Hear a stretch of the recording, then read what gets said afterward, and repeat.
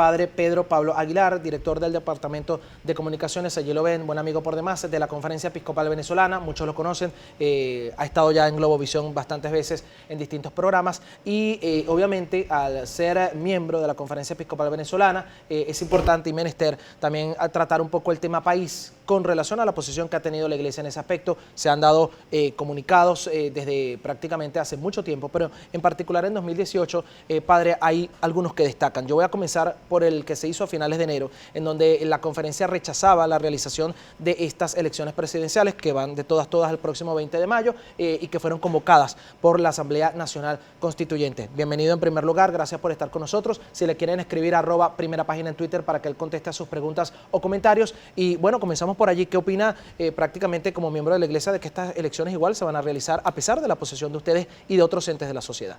Bueno, buenos días a todos, gracias y muchas bendiciones para iniciar este día. Amén. Que tanto nos hace falta. La posición de la Conferencia Episcopal Venezolana siempre ha sido muy clara definitivamente. Este comunicado del 13 de enero en la exhortación pastoral que se hace y luego la del 29 de enero cuando se habla justamente de este tema de las elecciones adelantadas, y ahí se pone de claro el manifiesto justamente de que no hay las condiciones para realizarse definitivamente.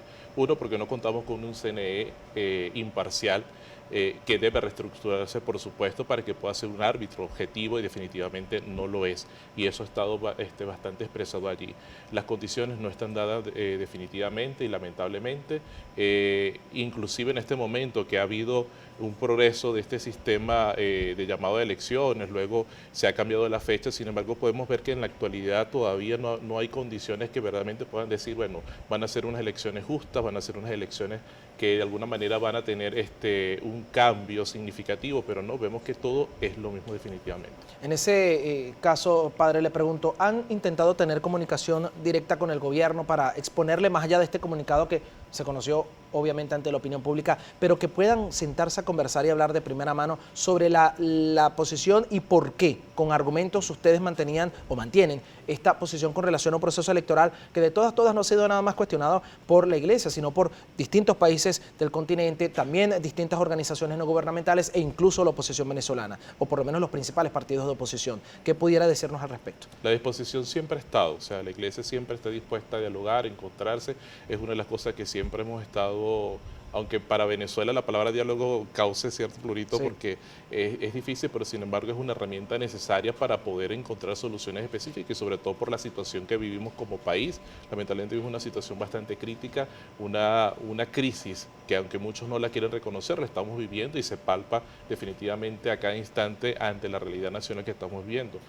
No ha habido un acercamiento propio como tal, no lo ha habido hasta el momento, sin embargo ha estado a la disposición y sobre todo porque la Iglesia recibe a todos, o sea, no es que hay una parcialidad por grupos, no, definitivamente la Conferencia Episcopal Venezolana, eso se expresó el año pasado inclusive cuando una comisión de la Asamblea Nacional Constituyente estuvo en la Conferencia Episcopal Venezolana, fueron recibidos con mucha amabilidad, se les escuchó, se les propuso y se les planteó la posición de la Iglesia justamente, o sea que esa disposición siempre ha estado, pero a veces no hay la disposición a veces de ambas partes o pensamos que el diálogo simplemente es decir lo que yo pienso.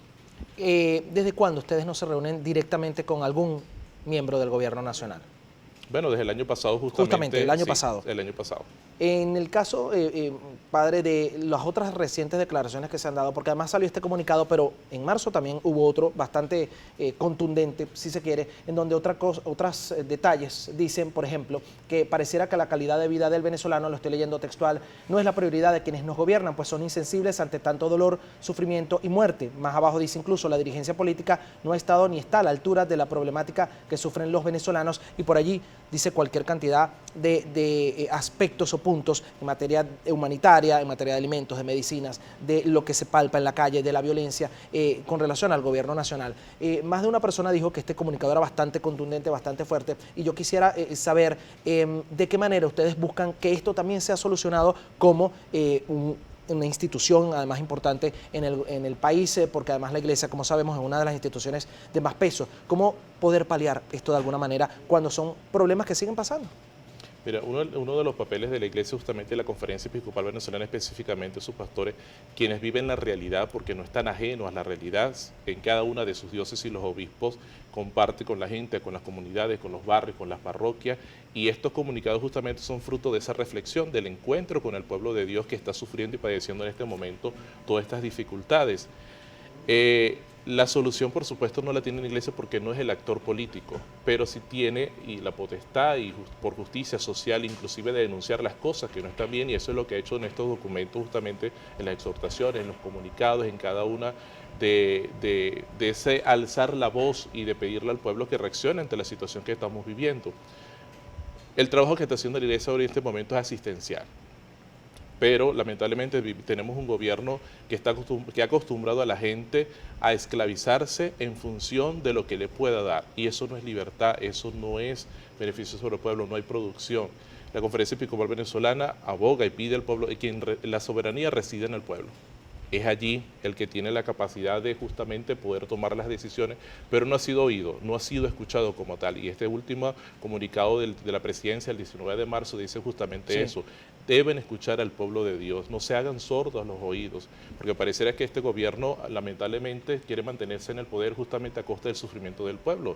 Niegan que hay una crisis, recordemos, el Papa Francisco, por ejemplo, el 8 de enero, hablando ante todos los embajadores acreditados en la Santa Sede, decía: recuerdo mi querida Venezuela, lo que está sufriendo, vive una crisis política y humanitaria. El Papa ha reconocido y lo ha dicho en otras oportunidades que vivimos una crisis humanitaria.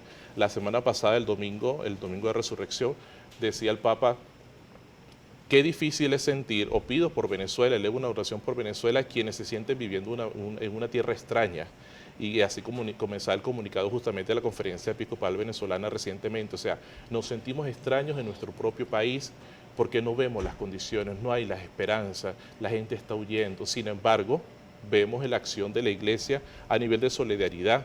Algunos pueden decir que a lo mejor, bueno, no se ve como tal, o sea, no necesitamos mostrarlo en pantallas tal vez, pero hay un trabajo que se está haciendo en las comunidades, en los barrios, en los caseríos, en las parroquias, las ollas solidarias, las medicinas, el encuentro con el otro, porque hay mucha solidaridad que se ha despertado en medio de esta crisis, mucha solidaridad a pesar de todo. Y de eso quiero hablar al regreso, padre, de las ollas solidarias, también de algunas declaraciones que salieron, voy a dejar un poco las preguntas al aire, que salieron justamente sobre el pedido que se le hizo por parte de las autoridades de la Iglesia a ciertos sacerdotes en las iglesias de no opinar sobre política, que salió hace poco, y también algo que me llama la atención, hay gente que está escribiendo acá, y dejo esto al aire para que el padre lo conteste al regreso, y dice que por qué la Iglesia está hablando de política, pero es menester decir que el propio Papa Francisco se refiere a los problemas del mundo, y obviamente la política, con sus aciertos y desaciertos, es algo que tiene que interesar a cualquier nación y a cualquier ciudadano, porque vivimos siempre bajo gobiernos en cualquier nación en nuestro globo terráqueo. Vamos a la pausa, no se aparten. Si quieren hacerle preguntas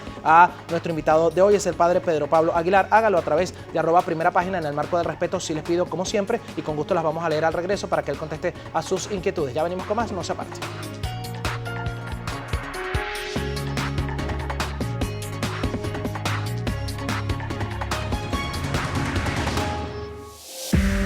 Usted está viendo Primera Página.